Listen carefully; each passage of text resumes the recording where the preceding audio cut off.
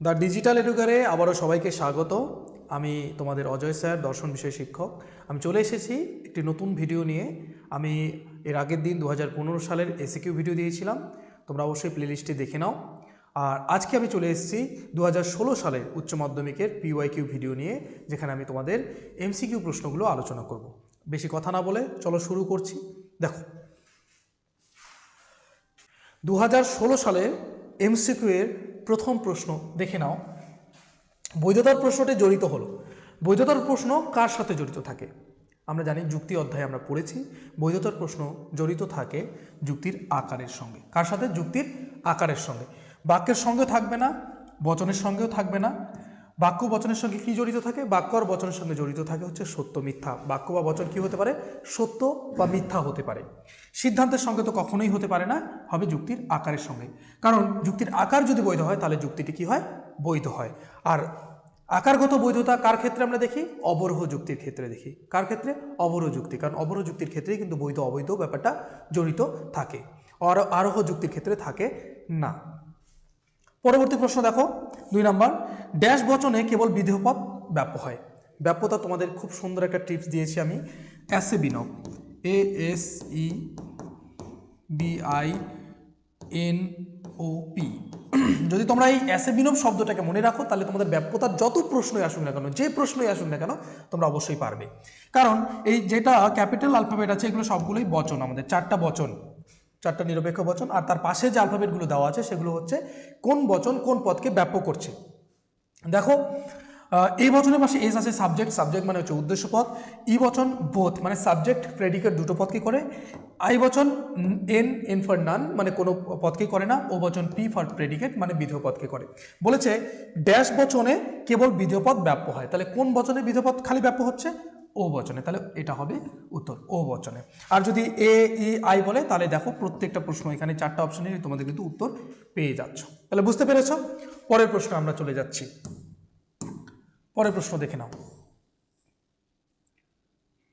পরের প্রশ্ন দেখো, ফেসাপো মূর্তিটি বৈধ হয়। ফেসাপো মূর্তিটি বৈধ হয়। আমরা জানি নিরপেক্ষ ন্যায় পড়তে গিয়ে আমরা দেখেছি বৈধ 19টি মূর্তির কথা পেয়েছিলাম, 4টা সংস্থানের কথা। এগুলোও কিন্তু তোমাদের এমসিকিউ প্রশ্ন হবে যে কটি মূর্তি, কটা সংস্থান, কোন সংস্থানে কটি করে মূর্তি রয়েছে। দেখো সুন্দর করে তোমাদের দেখিয়ে দিচ্ছি ফেসাপো মূর্তিটি কোথায় রয়েছে। দেখো দেখো এখানে 4টা সংস্থানের ছবিও রয়েছে এবং কোন সংস্থানে কটি মূর্তি রয়েছে সবই তোমরা দেখতে পাচ্ছ। এখান থেকে কিন্তু প্রত্যেকটা মূর্তি নিয়ে প্রত্যেকটা প্রশ্ন হয়। তার মানে এখানেই তোমরা এই ছবির মধ্যে কিন্তু না হলে 20 থেকে 30টা প্রশ্ন এমসিকিউ পেতে পারো। তাহলে দেখো প্রত্যেকটা সংস্থায় ফেসাপো আমরা খুঁজবো। ফেসাপো দেখো 4র্থ সংস্থানে আছে। ফেসাপো কোথায় আছে? 4র্থ সংস্থানে। ফেসাপো মূর্তিটি রয়েছে 4র্থ সংস্থানে। তাহলে আমাদের উত্তর কি হবে? এখানে গিয়ে আমরা দেখব উত্তর আমরা দেখব। দেখো উত্তর আমরা করব ফেসাপো মূর্তিটি কোন সংস্থানে রয়েছে? ফেসাপো মূর্তিটি রয়েছে 4র্থ সংস্থানে। এবারে অন্য কোনো মূর্তি দিয়ে বললো, বারবারা দিয়ে আসতে পারে। তারপর 19টা মূর্তি দিয়ে এই ধরনের কিন্তু প্রশ্ন হতে পারে। এটা কিন্তু মাথায় রাখতে হবে আমাদেরকে। তাহলে এখান থেকে 19টা প্রশ্ন কিন্তু হবেই। এরকম করে অনেক প্রশ্ন হয়। তারপরে দেখো, যদি পি তবে কিউ, কিউ নয় কিউ নয় পি। ভালো করে, এটা হচ্ছে প্রাকল্পিক ও বৈকল্পিক নিরপেক্ষ ন্যায়। প্রাকল্পিক ও বৈকল্পিক এই অধ্যায় থেকে দিয়েছে। তো যদি তবে দিয়ে যে বচন থাকে সেটাকে বলা হয় কি? প্রাকল্পিক বচন। এটা আমরা জানি। আর প্রাকল্পিক বচনে আমরা গঠনমূলক ও ধ্বংসমূলক 2টি নিয়ম পেয়েছি। আর 2টি নিয়মেই আমরা জানি 2টো বৈধ মূর্তি পাই, একটা হচ্ছে এমপি আর একটা এমটি। তাহলে আমাদের ডিএসও হবে না এখানের উত্তর, আর এইচএসও হবে না। ডিএস কোথায় হয়? বৈকল্পিক নিরপেক্ষ ন্যায়ের ক্ষেত্রে হয়। তাহলে ভালো করে দেখো এখানে, যদি পি তবে কিউ, নয় কিউ নয় পি। এটা অবশ্যই আমরা জানি এমপি রুলস কি? পি হর্ষ কিউ, পি দেন কিউ। তাহলে এখানে তো কোথাও নট নেই এমপিতে, তাহলে নিশ্চয়ই এটার উত্তর কি হবে? এমটি, কারণ এমটিতে নট আছে। প্রথমে অস্বীকার করতে হয়, তাই তো? বোঝা যাচ্ছে আশা করি তোমাদের। পরের প্রশ্ন আমরা চলে যাই। পরের প্রশ্ন দেখো, পরের প্রশ্ন দেখে নাও। পরের প্রশ্ন রয়েছে, যে যৌগিক বচনের সত্য সারণীর সবকটি নিবেশন দৃষ্টান্ত মিথ্যা হয় তাকে কি বলা হয়? যদি নিবেশন দৃষ্টান্ত, এই যে মূল স্তম্ভে যদি সবকটাই কি হয়? মিথ্যা হবে। যদি সবকটাই এফ আসে তাহলে কি হবে? তাহলে কিন্তু শত কি হয়? শত মিথ্যা হয়। কি হয়? শত মিথ্যা। আর যদি সবগুলো টি থাকে তাহলে শত সত্য হবে। আর যদি সত্য মিথ্যা মিলিয়ে থাকে তাহলে সেটার ক্ষেত্রে কি হয়? আপতিক হয়। তাহলে নিবেশন দৃষ্টান্ত যদি এইভাবে থাকে, যদি সবগুলো এফ থাকে বা মিথ্যা হয় তাহলে শত মিথ্যা, যদি সবগুলো সত্য হয় টি থাকে তাহলে হবে শত সত্য, আর যদি টি এফ মিলিত হয় সত্য মিথ্যা মিলিত হয় তাহলে হচ্ছে আপতিক। তাহলে এটা কি হবে? মিথ্যা থাকা মানে শত মিথ্যা। বুঝতে পারলে? পরের প্রশ্ন দেখো, পরের প্রশ্নে কি আছে? আরোহ অনুমানের আকারগত ভিত্তি হলো। আরোহ অনুমান, আরোহ অনুমান আরোহ অনুমানের আকারগত ভিত্তি। আরোহ অনুমানের দু ধরনের ভিত্তি আছে, একটা হচ্ছে বস্তুগত ভিত্তি আর একটা হচ্ছে আকারগত ভিত্তি। বস্তুগত ভিত্তি কি কি? বস্তুগত ভিত্তি হলো পর্যবেক্ষণ ও পরীক্ষণ। এই যে পর্যবেক্ষণ আর পরীক্ষণ হচ্ছে বস্তুগত ভিত্তি। আর আকারগত ভিত্তি হলো প্রকৃতির একরূপতা নীতি ও কার্যকারণ নীতি। কি কি?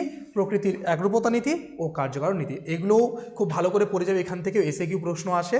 প্রকৃতির একরূপতা নীতিটা কি? প্রকৃতি অনুরূপ অবস্থায় অনুরূপ আচরণ করে, এটা হচ্ছে একরূপতা নীতি। কার্যকারণ নীতি কি? প্রতিটি ঘটনারই কি থাকবে? কারণ থাকবে, সেটা হচ্ছে কার্যকারণ নীতি। পর্যবেক্ষণ পরীক্ষণ আমরা দৃষ্টান্ত গ্রহণের সময় ব্যবহার করি, বা দৃষ্টান্ত গ্রহণের সময় আমরা লক্ষ্য রাখি, তার মাধ্যমেই আমরা দৃষ্টান্ত গ্রহণ করি, এটা মাথায় রাখতে হবে। পরের প্রশ্ন আমরা চলে যাচ্ছি। পরের প্রশ্ন দেখো, পরের প্রশ্ন হচ্ছে কারণ। কারণ হলো কি? শর্তের সমষ্টি, আপত্তি ঘটনার সমষ্টি, সংশয়াত্মক ঘটনার সমষ্টি না অনিবার্য ঘটনার সমষ্টি। এটা মিল বলেছেন। মিল কি বলেছেন? শর্তের সমষ্টি। দার্শনিক মিল কিন্তু এই সংজ্ঞা দিয়েছে, কারণ হলো শর্তের সমষ্টি। কেমন করে? যেমন আমরা আগুন জ্বালানোর যে ঘটনা, যেখানে আমাদের আবশ্যিক শর্ত তিনটা প্রয়োজন। এক হচ্ছে ওটুর উপস্থিতি, 2 নম্বর হচ্ছে অগ্নিশিখা, আর 3 নম্বর হচ্ছে কি? দাহ্য পদার্থ। এই তিনটার মিলিত রূপ, এই তিনটা একত্রিত হয়ে কি তৈরি করে? আগুন জ্বালায়। কি জ্বালায়? আগুন জ্বালানোর কাজ করে। আগুন জ্বালানোর কাজ করে, কারণ আগুন জ্বালানোর কারণ হয়, তাই না? এই জন্য বলেছেন তিনি শর্তের সমষ্টি। তারপর পরের প্রশ্ন, মিলের ড্যাশ পদ্ধতির কারণকে মুখ্যত পরিমাণগত দিক থেকে বিবেচনা করেছে। পরিমাণের দিক থেকে কোন পদ্ধতিকে দেখা হয়েছে?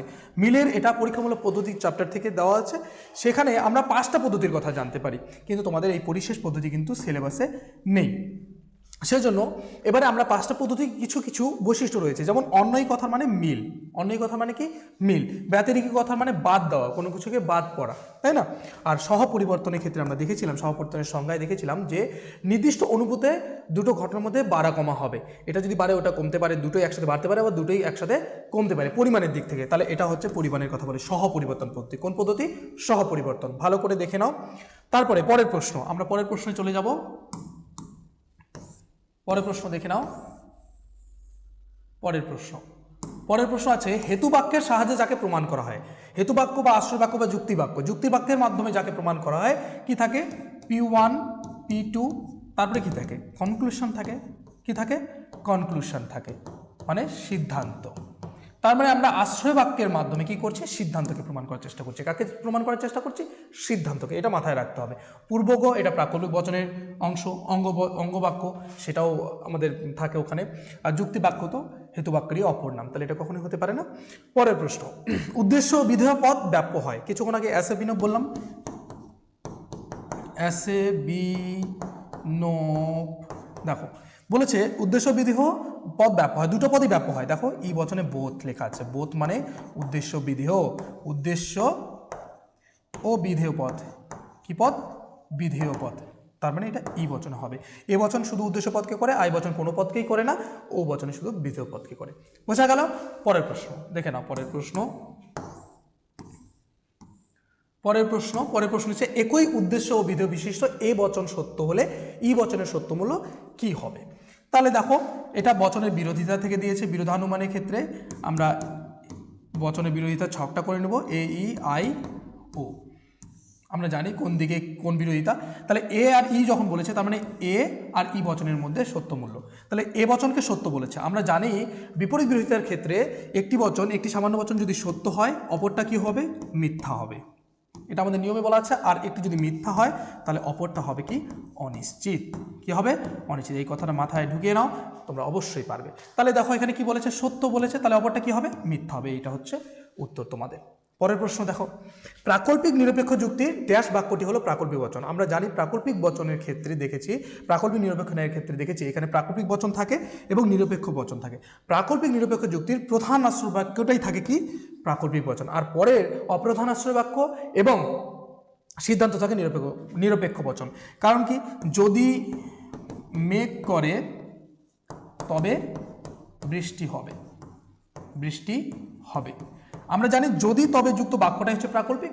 এরপরে যদি বলি মেঘ করেছে, এটা হয়ে গেল নিরপেক্ষ, সুতরাং বৃষ্টি হবে, এটাও কি হয়ে গেল নিরপেক্ষ। এখানে যদি তবে নেই, তাহলে এই দুটো নিরপেক্ষ আর এটা হচ্ছে প্রাকল্পিক। বোঝা গেল? কোনো অসুবিধা? তাহলে প্রধান আশ্রয় বাক্যটা হচ্ছে কি প্রাকল্পিক বচন। পরের প্রশ্ন দেখে নাও। পরের প্রশ্ন, তোমাদের পরের প্রশ্ন রয়েছে সকল অসৈনিক হয় কবি। এটা ভেনচিত্র করতে হবে। এটা বুলীয় ভাষ্য ও ভেনচিত্র যে অধ্যায়, সেই অধ্যায় থেকে দিয়েছে। তাহলে সেখানে বারবার বলেছি বুলীয় ভাষ্য করতে গেলে বা ভেনচিত্র করতে গেলে তোমাদের আগে বুলীয় ভাষ্য মনে রাখতে হবে। তাহলে এটা কোন বচন দেখো, আগে দেখতে হবে কোন বচনে আছে। এটা এ বচন, সকল হয় আছে, তার মানে এ বচন। এখানে সৈনিকটাকে এস ধরো আর কবিটাকে পি ধরো, তাই না? তাহলে মনে রাখো, দেখো ভালো করে। তাহলে এ বচনের বুলীয় ভাষ্য কি? এ বচনের বুলীয় ভাষ্য কি বলো? এ বচনের বুলীয় ভাষ্য হলো, এ বচনের বুলীয় ভাষ্য হলো এসপি বার ইকুয়াল টু 0। এটা হচ্ছে এ বচনের বুলীয় ভাষ্য। তারপরে এই উক্ত বচনের, তাহলে উক্ত বচনটার তাহলে বুলীয় ভাষ্য দিচ্ছে, উক্ত বচনের বুলীয় ভাষ্য। তাহলে যদি করি, তাহলে দেখো ভালো করে, এখানে আগের থেকে আমাদের কিন্তু এটা হচ্ছে তার বুলীয় ভাষ্য। এবারে আমরা দেখো কোথাও অ আছে কিনা, অ থাকলে বার আসবে। তাহলে দেখো সৈনিক এসের উপরে কি হবে, আরেকটা বার হয়ে যাবে। তাহলে S bar P bar equal to 0। এটা হচ্ছে আমাদের নতুন কি হলো বুলীয় ভাষ্য। এই বুলীয় ভাষ্য হিসাবে কিন্তু আমাদের এবারে ছবি আঁকতে হবে। দুটো বৃত্ত নিতে হবে, দুটো বৃত্ত নিব, নেওয়ার পরে একটা এসের বৃত্ত, একটা পির বৃত্ত। আমরা কি করব, বর্গক্ষেত্রটা নিয়ে নিব। নেওয়ার পরে এখানে এস আছে, পি নেই, আমরা প্রকোষ্ঠগুলো নাম দিয়ে দেবো। এখানে এস পি দুজনে আছে, এস বার পি, আর এখানে এস বার পি বার। কেন? এখানে এসও নেই, পিও নেই। তারপর বলেছে আমাদের দেখো এস বার পি বার। তাহলে এস বার পি বার কোথায় আছে, বাইরে। আর ইকুয়াল টু 0 থাকা মানে শেড হয়। কি হয়? ইকুয়াল টু 0 থাকা মানে শেড, আর নট ইকুয়াল টু 0 থাকা মানে হচ্ছে ক্রস হয়। তাহলে আমরা কি দেবো বাইরে? তাহলে বাইরে দেবো শেড। আশা করি বুঝতে পারছো তোমরা। তোমাদের সমস্ত সমস্যার সমাধান হয়ে যাবে খুব সহজভাবে। ভিডিওগুলো দেখতে থাকো। দেখো দিয়ে দিলাম, এটা হয়ে গেল ভেনচিত্র। পরীক্ষায় তোমাদের এরকম করে ছবি দেওয়াই থাকবে, তোমরা শুধু সিলেক্ট করবে। তাহলে না করলে কিন্তু তোমরা কখনোই সঠিক উত্তর করতে পারবে না। পরের প্রশ্ন দেখো, পি ভেল নট পি, এই যৌগিক বচনটি সর্বদা, এটা সত্য হবে না সত্য মিথ্যা, না অনিশ্চিত, না বৈধ হবে, কোনটা হবে? এটা আমরা সত্য সারণীর মাধ্যমে করতে পারি। দেখো কয়টা ভেরিয়েবলস আছে এখানে, পি একটাই, তাহলে পি দেব, কমা নট পি, কমা পুরোটাকে নেব, পি ভেল নট পি। তাহলে দেখো একটা ভেরিয়েবল আছে মানে দুটো line, T F, are not P তার মানে কি, এটা দিয়ে উল্টোগুলো হবে এফ টি। আচ্ছা, ভেলের সূত্র কি? ভেলের সূত্র হচ্ছে এফ এফ এ এফ হয়। ভেলের সূত্রের ক্ষেত্রে কি হয়, এফ এফ সমান সমান এফ হয়। তার মানে দেখো এখানে কোথাও এফ এফ এ এফ আছে নাকি, নাই, কোথাও কোনো সারিতেই কিন্তু এফ এফ নেই। তাহলে টি এফ আছে, এফ এফ এ এফ, বাকি সমস্ত ক্ষেত্রে টি, ব্যাস টি দিয়ে দিলাম। তাহলে কি আসলো, মূল স্তম্ভে আমাদের কিন্তু সবগুলো টিএস। তাহলে কি হবে, এটা শত হবে। কি হলো, শত। বুঝতে পারলে? এভাবে কিন্তু বের করে তোমাদেরকে উত্তরটা করতে হবে, তাহলে 100% ঠিক হবে। আর যদি তোমরা ওই পাট খেতে ঢিল ছোড়ার মতো করে দাও, তাহলে কিন্তু ঠিক হওয়ার চান্স অনেক কম থাকবে। পরের প্রশ্ন দেখে নাও। পরের প্রশ্ন দেখো, পরের প্রশ্ন রয়েছে আরোহ অনুমানের সমস্যাটি হলো, আরোহ অনুমানের একটি প্রধান সমস্যা রয়েছে, সেটা হলো সামান্যীকরণ। কারণটা কি, যে এক এক এক করে অলে যেতে হবে, তাই না? এই যে সামান্যীকরণ যদি করতে না পারে, তাহলে কিন্তু অনেক দোষ হতে পারে, অনেক অবৈধ সামান্যীকরণ হতে পারে, নানান ধরনের দোষ হতে পারে। সেজন্য এখানে সমস্যা হচ্ছে, আসল সমস্যা হচ্ছে সামান্যীকরণ। এই বাদ বাকিগুলো একটাও হতে পারে, বৈধতা নির্ণয়, অবৈধতা নির্ণয়, আকারগত, এটা একটাও নয়। পরের প্রশ্ন দেখো, ভেজা কাঠে অগ্নিসংযোগ ধূম উৎপাদনের কারণ। ভেজা কাঠে অগ্নিসংযোগ ধূম উৎপাদনের কারণ, এটা কোন শর্ত? পর্যাপ্ত শর্ত, আবশ্যিক শর্ত, পর্যাপ্ত আবশ্যিক শর্ত। এটা দিয়েছে কারণ অধ্যায় থেকে। কারণ অধ্যায়ে আমরা পড়েছি শর্ত 3 প্রকার পড়েছি, পর্যাপ্ত শর্ত, আবশ্যিক শর্ত, পর্যাপ্ত আবশ্যিক শর্ত। আবশ্যিক শর্ত বলতে কি ছিল, যে শর্তটি না থাকলে কার্যটি ঘটবে না, আর পর্যাপ্ত শর্ত মানে শর্তটি থাকলেই কি হবে, কার্যটি ঘটবে। তাহলে দেখো আমরা এখানে কার্যকারণ ভাগ করে নিই। ভেজা কাঠে অগ্নিসংযোগ ধূম উৎপাদনের কারণ, তাহলে এটা হচ্ছে কারণ, আর ধূম উৎপাদনটা একটা কার্য। তাহলে আমরা ওই শর্তের মধ্যে প্রয়োগ করব। তাহলে ভেজা কাঠে অগ্নিসংযোগ না ঘটলে কি হবে না, ধূম উৎপাদনও হবে না। ঠিক তাই, এটা আবশ্যিক শর্তও হচ্ছে। তারপরে দেখো, ভেজা কাঠে অগ্নিসংযোগ ঘটলে কি হবে, ধূম উৎপাদন হবে। তাহলে এটা দুটোই ঠিক হচ্ছে, পর্যাপ্ত শর্তও বটে। অগ্নিসংযোগ হলেই কি হবে, ধোঁয়া উৎপন্ন হবে, আর অগ্নিসংযোগ না হলে ধোঁয়া উৎপন্ন হবে না। এটা পর্যাপ্ত আবশ্যিক শর্ত। এটা হচ্ছে উত্তর। বুঝতে পারছো তোমরা? এখান থেকে কিন্তু এরকম প্রশ্ন অনেক হয়, তাই ভালো করে এই অধ্যায়টা পড়ে যাও, এরকম করে শর্তগুলোকে ভালো করে জেনে যাও, তাহলে সব প্রশ্নের উত্তর পারবে। পরের প্রশ্ন দেখো, পরের প্রশ্ন দেখে নাও। পরের প্রশ্ন রয়েছে নিম্নোক্ত সাংকেতিক দৃষ্টান্তের ক্ষেত্রে মিলের যে পরীক্ষামূলক পদ্ধতি ব্যবহার করা হয়েছে, ভালো করে এটাও পরীক্ষামূলক পদ্ধতি থেকে দিয়েছে মিলের। তো এখানে দেখো আমরা 4টা পদ্ধতি এখানে দেওয়া আছে আমাদের অপশানে। অন্যই পদ্ধতি, যেটা আমরা জানি মিলের কথা বলে, মিল মানে সাদৃশ্যের কথা বলে, সাদৃশ্য। আর তারপরে দেখো যুগ্ম পদ্ধতি, মানে এখানে দুটো পদ্ধতি আছে, এখানে দুটো আমাদের দৃষ্টান্ত কিন্তু নেই, তাহলে এটা কখনোই হতে পারে না। সহপরিবর্তন পদ্ধতিতে আমরা যে টিপসটা মনে রেখেছি সেটা হচ্ছে একটা নির্দিষ্ট পরিমাণ, নির্দিষ্ট অনুপাতে কিন্তু বাড়া কমা হবে, এখানে বাড়া কমার কোনো প্রশ্নই নেই, নাম্বার কোথাও নেই, তাহলে এটাও হচ্ছে না। তারপরে ব্যতিরিকী পদ্ধতি মানে কি, বাদ দেওয়া, এক সদর্থক ও নয়থক দৃষ্টান্ত থাকবে, এখানে সদর্থক নয়থক দৃষ্টান্ত নেই, তবে এটা ব্যতিরিকী পদ্ধতিও হচ্ছে না। এটা কোন পদ্ধতি হচ্ছে, অন্যই পদ্ধতি। দেখো এখানে এ আছে, এ ঘটেছে, তার কারণে ফলে এটা ঘটেছে, এখানে এ ঘটেছে, এখানে বাকি দেখো ঘটনাগুলো কিন্তু পরিবর্তন হয়েছে, আর এখানেও এ ঘটেছে, এখানেও এ ঘটেছে, সেই জন্য এ হলো এর কারণ। এটা কোন পদ্ধতি, অন্যই পদ্ধতি। আশা করি তোমরা বাকি পদ্ধতিগুলো এইভাবে শর্টকাট মনে রাখার চেষ্টা করবে, যাতে তোমাদের পরীক্ষার সমস্ত প্রশ্ন অ্যাটেন্ড করতে পারো। পরে দেখো শক্তির অবিনশ্বরতার সূত্রটি হলো, অবিনশ্বরতার যে সূত্র সেটা কার সাথে জড়িত, কোন লক্ষণের সাথে, এটা আমরা জানি কার্ভেদ্রিট দিয়েছেন কারণে পরিমাণগত লক্ষণের সাথে। কারণের পরিমাণগত লক্ষণটা কি, কারণ আর কার্য কি হবে, পরিমাণের দিক থেকে সমান হবে, যতটুকু কারণ ততটুকুই কার্য উৎপন্ন হবে। এখানে আরও একটি সূত্র আছে, সেটা হচ্ছে বস্তুর অবিনশ্বরতা, বস্তুর অবিনশ্বরতা। অবিনশ্বরতা কথার মানে যার বিনাশ হবে না, যার কি হবে না, বিনাশ হবে না, সেটাকে বলা হয় অবিনশ্বর। তাহলে এটা দিয়েছেন কার্ভেদ্রিট পরিমাণগত লক্ষণের দিক থেকে। পরের প্রশ্ন দেখে নাও, পরবর্তী প্রশ্ন দেখো, পরবর্তী প্রশ্ন হচ্ছে অপসারণ, সংজ্ঞা প্রদান ইত্যাদি হলো ড্যাশ আরোহ অনুমানের অনুসৃত প্রক্রিয়া। আমরা আরোহ অনুমানের অনেক ভাগ পেয়েছিলাম, তথাকথিত, প্রকৃত। তো প্রকৃত আরোহ অনুমানের মধ্যে আমরা একটা আরোহ অনুমানকে পাই, সেটা হচ্ছে বৈজ্ঞানিক, সেটাই কিন্তু কি করে, অপসারণ আর সংজ্ঞা প্রদান ইত্যাদি করে। তাহলে কোনটা, বৈজ্ঞানিক আরোহ অনুমান। লৌকিক হতে পারে না, লৌকিক হচ্ছে আমাদের সাধারণ মানুষের যে অনুমান, তবে সাদৃশ্যমূলক এটা হচ্ছে উপমা যুক্তি, কারণতা ভিত্তিক, এটা কখনোই হতে পারে না। তাহলে বুঝতে পারছো এখানে হবে বৈজ্ঞানিক আরোহ, এটাকে কিন্তু প্রকৃত আরোহ অনুমান বলা হয়। তারপরে পি সত্য হলে পি ভেল নট পি কী হবে, এটা এখানে করছি, পি সত্য বলে দিচ্ছি, পি সমান সমান টি, পি সমান সমান টি। তাহলে এটাকে আমরা কি করব, এটাকে কিন্তু সত্য সারণীর মাধ্যমে করব। একটাই ভেরিয়েবল শুধু পি, তাহলে পিকে বসাবো আর কমা নট পি, তাই না, আর এখানে বসাবো পি ভেল নট পি। তাহলে এখানে একটাই যেহেতু ভেরিয়েবল, দুটো লাইন হবে, দুটো সারি হবে, টি এফ, তাহলে এটাই উল্টে যাবে এফ টি। ভেলের সূত্র আমরা কিছুক্ষণ আগেই জেনে আসলাম, এফ এফ এ এফ হয়, বাকি সমস্ত ক্ষেত্রে টি, তাহলে এখানে কোথাও এফ এফ নেই, তাহলে বাকি সমস্ত ক্ষেত্রে কী হয়ে যাবে, টি হয়ে যাবে, তাই না। এবার আমার বলছে পি সমান সমান টি, তাহলে এমন একটা সারি দেখবো যেখানে পি সমান সমান টি আছে, তাহলে দেখো পি সমান সমান টি, এই সারিটা দেখো, এই পি সমান সমান যদি টি হয় তাহলে এটার কি হবে, এটার মান কি হবে, এটা আমাদের বের করতে বলেছে। তাহলে দেখো পি সমান সমান যদি টি হয়, তাহলে এটা সমান সমান কি আসছে, টি আসছে, তাহলে উত্তর কি হবে, সত্য। এটা হবে উত্তর, একদম 100% ঠিক। তোমরা এইভাবে বের করে করে যদি উত্তরগুলো করো তাহলে ঠিক হবেই, এখানে তোমাদের নাম্বার কাটার কোনো জায়গা নেই। পরের প্রশ্ন আমরা চলে যাচ্ছি, পরের প্রশ্ন দেখে নাও। পরের প্রশ্ন এবারে দেখো যে কোনো অএস নয় পি, এখানে তোমাদের একটা বচন দিয়েছে, বচনের আকার দিয়ে দিয়েছে, সেটা তোমরা বুলীয় ভাষ্যটাকে বের করতে হবে। খুবই সহজ। আগে দেখো কোন বচন, কোনো নয় বলেছে, ও বচন, তাহলে ও বচনের বুলীয় ভাষ্য কি, ও বচনের বুলীয় ভাষ্য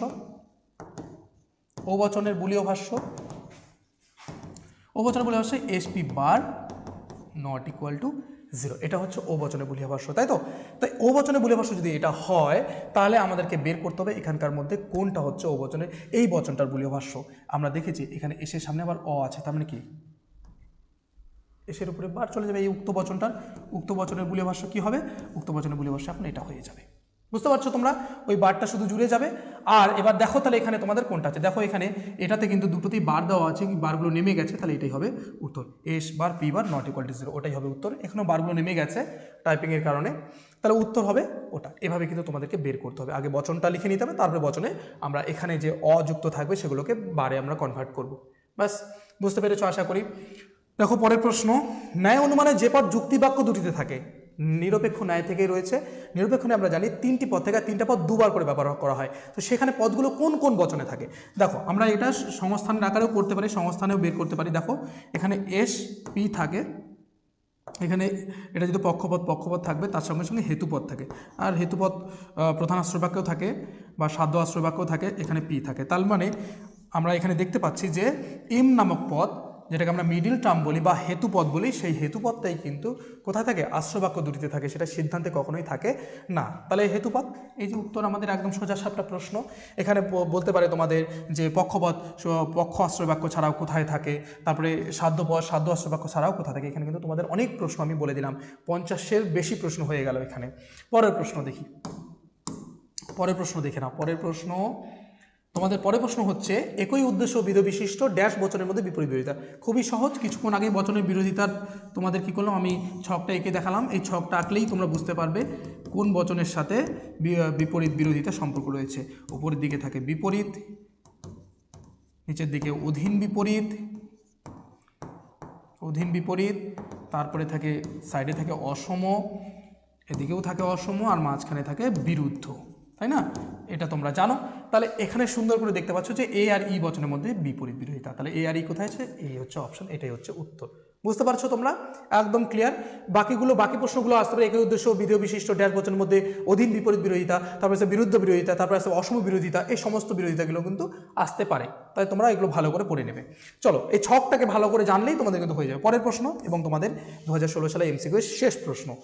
আরোহ যুক্তির সিদ্ধান্ত সবসময় কি হয়? আমরা কিন্তু এটা পড়ে এসেছি, আমরা জানি যুক্তি অধ্যায়ে যে আরোহ অনুমানের সিদ্ধান্ত সবসময় সম্ভাব্য হয়। কি হয়? সম্ভাব্য। কেন? কারণ আরোহ অনুমানের সিদ্ধান্ত কখনোই সুনিশ্চিত হতে পারে না, ঠিক আছে?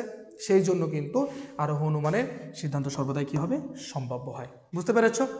আর সুনিশ্চিত হয় অবরোহ অনুমানের সিদ্ধান্ত, সেই জন্য সেটাকে বৈধ অবৈধ বলা যায়। তো যারা শুরু থেকে শেষ পর্যন্ত ভিডিওটিকে দেখলে অবশ্যই তোমাদের অনেক প্রশ্নর কিন্তু সহজ সমাধান পেয়ে গেছো। আর তার সঙ্গে সঙ্গে তোমাদেরকে অসংখ্য ধন্যবাদ ভিডিওটাকে শুরু থেকে শেষ পর্যন্ত দেখার জন্য। আর দেখতে থাকো, আমরা এরপরে পরের যে সালের যে পিওয়াইকিউগুলো রয়েছে আমরা সবগুলো নিয়ে আসতে চলেছি, এর এসএকিউ ভিডিও নিয়ে আসতে চলেছি। তোমরা পরপর দেখতে থাকো, তোমাদের সমস্ত সমস্যার সমাধান খুঁজে পাবে আর অবশ্যই ভালো নাম্বার পাবে। আর মনে রাখবে যে দর্শন বিষয় কিন্তু মুখস্থ করার বিষয় নয়, উপলব্ধি করার বিষয়। তাই যে যত বেশি উপলব্ধি করতে পারবে তার তত ভালো নাম্বার আসবে। অবশ্যই থ্যাংক ইউ। আর তোমাদের বন্ধুবান্ধবদের শেয়ার করো, ভিডিওটা দেখতে সহযোগিতা করো, তারা যেন দেখে উপকৃত হয়। ধন্যবাদ সবাইকে।